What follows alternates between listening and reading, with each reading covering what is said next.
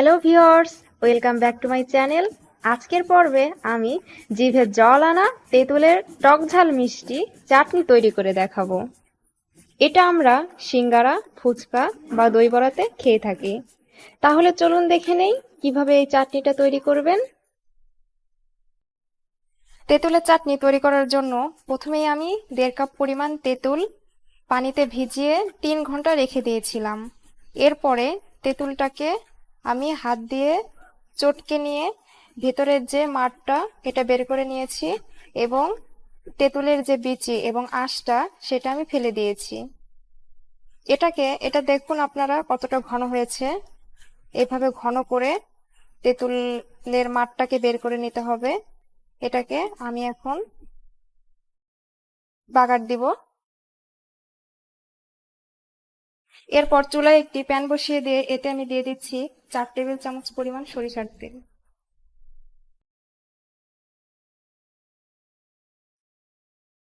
তেলটাকে আমি হালকা একটু গরম হলে এতে আমি দিয়ে দিব রসুন কুচি।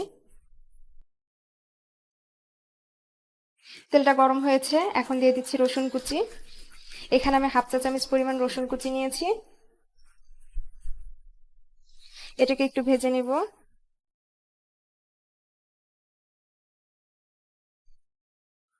এ পর্যায়ে দিয়ে দিচ্ছি 2টি শুকনো মরিচ।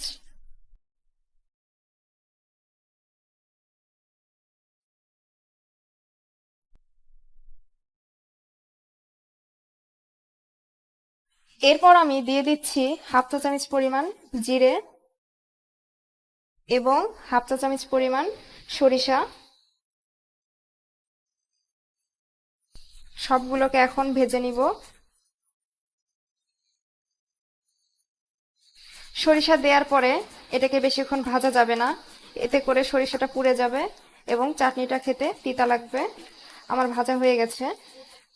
এ পর্যায়ে আমি দিয়ে দিচ্ছি তৈরি করে রাখা তেঁতুলের মাঠটা।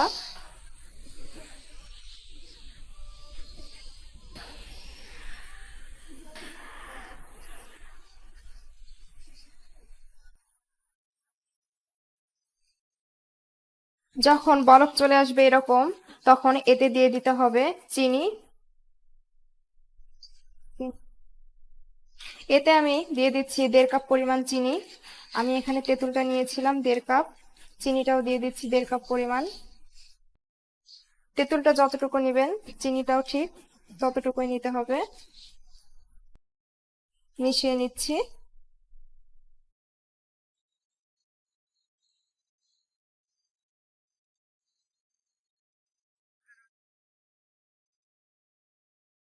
এ পর্যায়ে দিয়ে দিচ্ছি 1/2 চা চামচ পরিমাণ শুকনো মরিচের গুঁড়ো।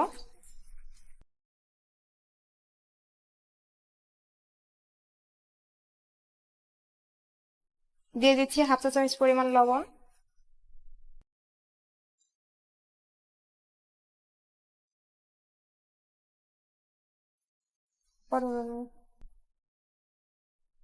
চিনিটা দেওয়ার পরে কিন্তু অনবরত নাড়তে হবে, তাছাড়া নিচে লেগে ধরবে। এ পর্যায়ে চুলার আঁচটা একদমই মিডিয়াম লোতে আছে।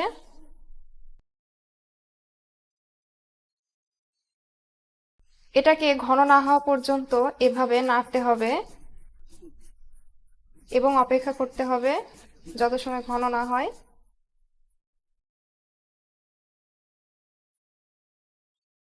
এ পর্যায়ে আমি দিয়ে দিব 1/4 কাপ পরিমাণ ভিনেগার। ভিনেগারটা অবশ্যই দেওয়ার চেষ্টা করবেন। এটাকে মিশিয়ে নিচ্ছি।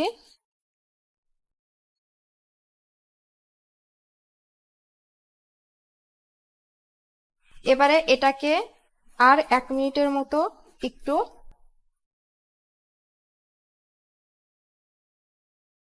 একটু চুলায় রেখে দিব। তারপরে আমি চুলাটা অফ করে দিব। আমার 1 মিনিট হয়ে গিয়েছে। আমার চাটনিটাও একদম ঘন হয়ে গিয়েছে। আমি এখন চুলাটা অফ করে দিব এবং এটা সার্ভ করে আপনাদেরকে দেখাবো। করে দিচ্ছি আমি।